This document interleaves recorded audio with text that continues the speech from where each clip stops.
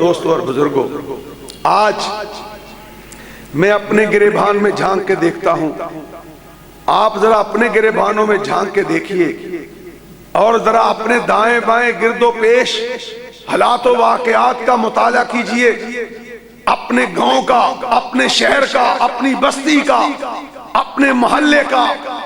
اور اپنے ملک کا، اپنے پاکستان کا، پوری دنیا کا مطالعہ کر کے دیکھ لیجئے۔ جس قدر تعداد کے لحاظ سے مسلمان آج میری اور آپ کی زندگی میں ہیں، جب سے اسلام آیا ہے پہلے کبھی اتنی تعداد میں تھے؟ نہیں تھے۔ ساز و سامان کے لحاظ سے، اسلحہ کے لحاظ سے، دولت کے لحاظ سے، حکومتوں کے لحاظ سے، اقتدار کے لحاظ سے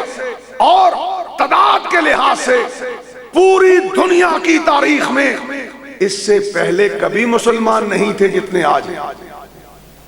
لیکن حالت کیا ہے؟ کوئی ہندوؤں کو خوش کرنے جا رہا ہے، کوئی سکھوں کو خوش کرنے جا رہا ہے،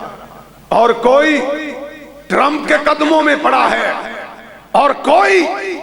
یہودیوں کے سفارت خانوں کو کھولنے کے لیے تڑپ رہا ہے۔ لیکن آؤ، کعبہ کے رب کی قسم ہے، میں اور آپ اس وقت تک کامیابیوں کی منزلوں کو نہیں چھو سکتے جب تک محمد کریم کی سڑک پہ نہیں چل پڑتے صلی اللہ علیہ وسلم۔ مسلمان کا جینا بھی محمد جیسا ہونا چاہیے، مسلمان کا مرنا بھی محمد جیسا ہونا چاہیے صلی اللہ علیہ وسلم۔ بھائی کیوں ہونا چاہیے؟ اللہ رب العزت نے پورے قرآن کے اندر جہاں حکم کیا میری اطاعت کرو،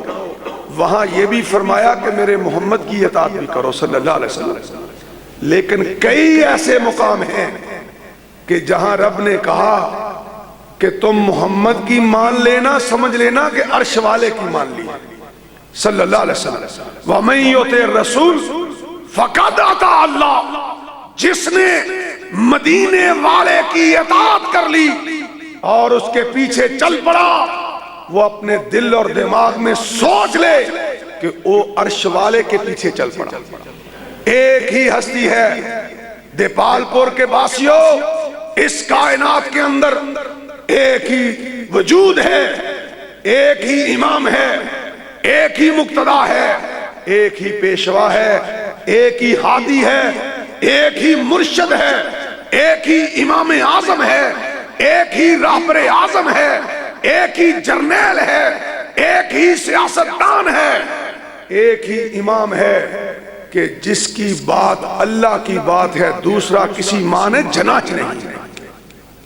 نہ رب نے بنایا اور نہ کسی ماں نے جنایا۔ وہ امام جسے میں اور آپ چھوڑ کر آج برباد ہو رہے ہیں، جسے میں اور آپ اپنی زندگیوں سے نکال کر رسوا ہو رہے ہیں، ہماری پریشانیوں کا حل، ہمارے دکھوں کا حل، ہماری بیماریوں کا علاج، ہماری خوشیوں کا ذریعہ اور ہماری دنیا و آخرت کی بہتری کا اگر کوئی رب کے ہاں سبب ہے، علت ہے، وجہ ہے، تو سوائے مدینے والے کے دوسری کوئی ذات نہیں ہے صلی اللہ علیہ وسلم۔ آئیے، وہ مدینے والا کیسا تھا، اس کی بات کا وزن کیسا تھا، اور اس پہ قربان ہونے والوں کی شان و شوکت کیا تھی اور منزلیں کیا تھی۔